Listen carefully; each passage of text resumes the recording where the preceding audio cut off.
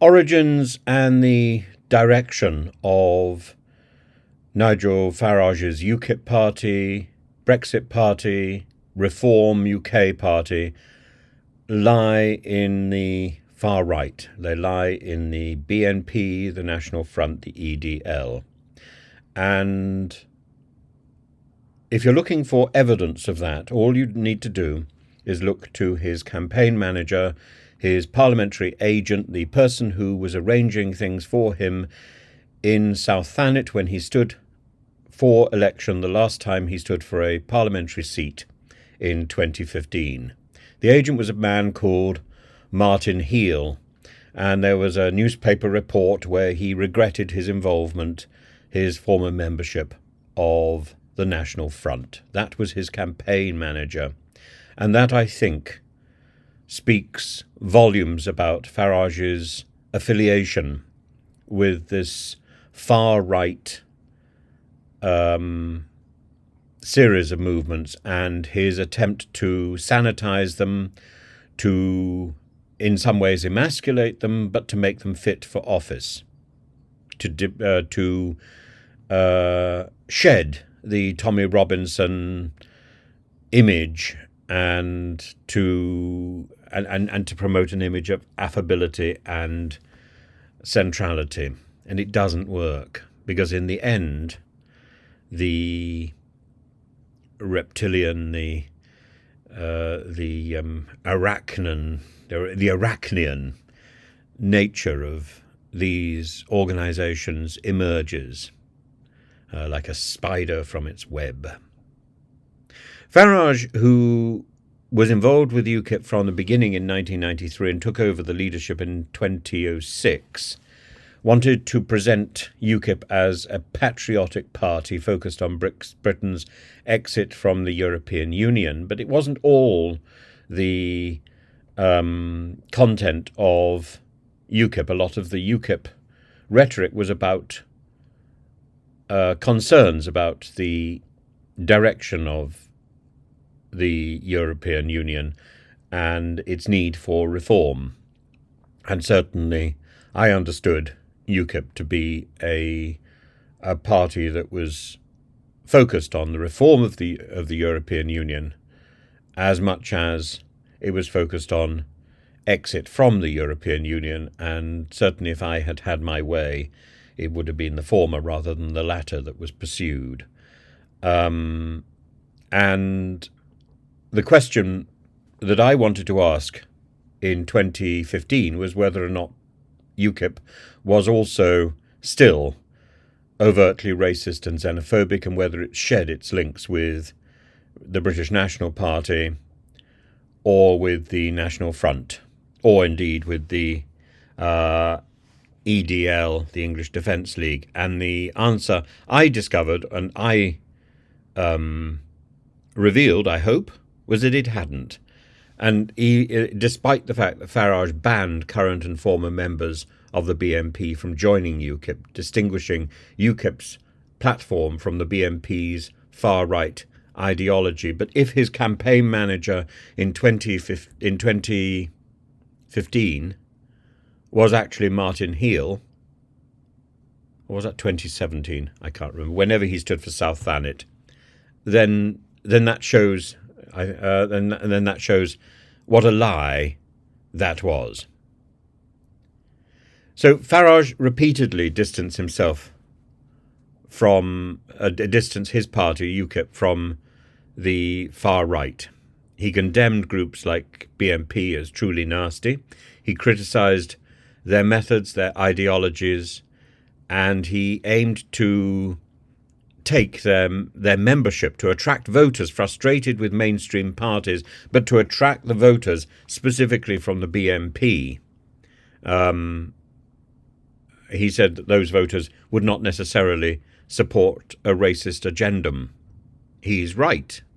He's right. But the people who were within the BNP, the ringleaders of the BNP, still did support that racist agendum.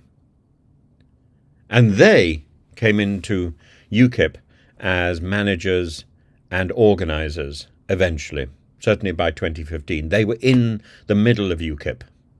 They weren't standing as candidates, but they were part of the machinery of the operation. And despite the efforts that Farage made to cleanse the party's image, he didn't cleanse the party's heart. Incidents involving party members with far-right past continued to surface, specifically the Martin Heal. The UKIP chairman and former National Front member faced scrutiny at the election for his past affiliations, and Farage's attempts to manage those revelations included suspending candidates and distancing the party from individuals who made racist remarks or having far-right connections, or he dismissed their comments as just a joke. So it was a two-pronged process that Farage was going for, but it was about image rather than reality. And that's the point. And even without Farage's efforts, the party continued to grapple with elements of its far-right past. Volunteers and candidates with previous affiliations to far-right groups were periodically exposed, undermining Farage's Reformation narrative. His own resignation from UKIP in 2018 was partly due to his concerns over the party's direction under Gerald Batten, who appointed former EDL leader Tommy Robinson as an advisor. This move signalled a shift towards more overt far-right activism, which Farage opposed, and in fact, UKIP has now removed or revoked the ban on people joining UKIP if they had affiliation or if they had membership earlier with BNP and EDL and NF. But in fact, UKIP has become emasculated after with Farage's departure. Farage's departure has removed any power that UKIP could possibly wield, because UKIP is Farage. Farage is UKIP. It doesn't matter what the name of the thing is. It is the image of Farage. And Farage has often criticised media coverage when it exposes the reality of UKIP, Brexit, the Brexit Party, or Reform UK, because the reality conflicts with the very careful image presentation. And that's the problem that Farage has tried to resolve. It's a PR issue. It's not an issue with fundamental identity. The fundamental identity of UKIP, Reform UK, is the same. It's a whitewashed manifesto with a racist underbelly. And the backbone that rises through the Farage empire is built out of racism and xenophobia and hatred and violence. And it is fundamentally EDL, National Front, BNP. And those are the building blocks on which these parties have been built, on which these parties have been run. It's just that the people that you see are the whitewashed or the innocent, frustrated Conservatives, frustrated Labour candidates who feel a home in this voice, in this party that gives a voice to dissent.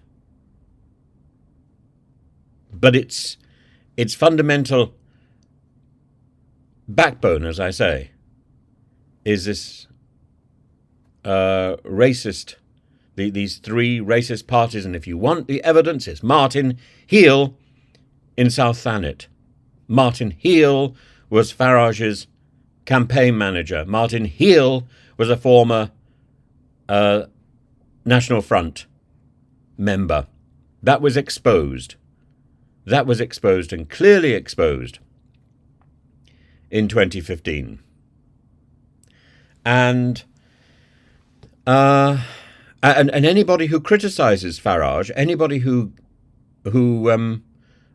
the media that exposes the racist, the xenophobic, the violence that lies behind, let's say, Reform UK,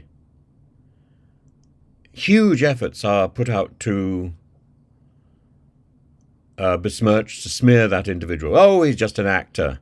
The person you found is not real. You, the journalist, you haven't really done your job. These are stooges. They're out to destroy the patriotic voice of Britain. Rubbish. Rubbish. Because in the end, Farage has been a master of PR, not a master of patriotism. A master of PR, and there is nobody better well, actually, there is one, possibly George Galloway. There's nobody better at oratory, rhetoric, presentation in British politics than Farage. But Farage is a magician. Farage is better off on stage performing sleight of hand stuff, singing cheapy-chappy songs. Farage is the Max Miller of British politics, hugely entertaining. But there's something slightly off about Farage, as there was something slightly off about Max Miller. Wonderful, though they both were, or both are, as performers, there's something slightly whiffy about both. Why? In the case of Farage, because he is BNP light, he is EDL light, he is NF light, and he's still got the people running around the place after him to prove it. Griffin lost out to Farage in 2014, but Farage has made UKIP and then Reform UK a blended version of the far right. UKIP, for example, no longer has its ban on BNP joining, though it's become an insignificant force without Farage.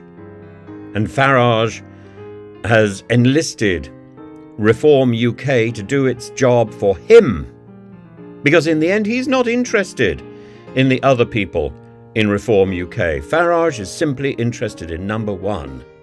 And if that's the person you want to vote for, a person who is only interested in their own importance, well, that doesn't make Farage so different from quite a lot of UK MPs or candidates, does it? But is this somebody that you can invest your trust in? Somebody who had a campaign manager in South Thanet who was actually a member of the National Front. Somebody who was rubbing shoulders with all these National Front, EDL, BNP people, and somebody who, when challenged about this, says, well, they're just an actor, or, well, it's just a joke, or, well, that's what David is. It's never his fault. It's always the fault of somebody else. He's always got an explanation, because he's in the business of PR. He's in the business of wordplay. He's in the business of manipulation. So, it's the vetting company's problem that he's got these people running around in plain sight. Why? Because he couldn't hide them. It's not the fault that they're there. It's the fault that he couldn't hide them. It's the fault that you found out. It's the fault that he was exposed. Because in the end, that's what it's about. It's about image and image manipulation. And Farage is the best. Be in no doubt. Farage is the best. If you want to trust somebody, you shouldn't be trusting Farage. He is the master magician, and he is ultimately playing around with fire, and you've given him the matches.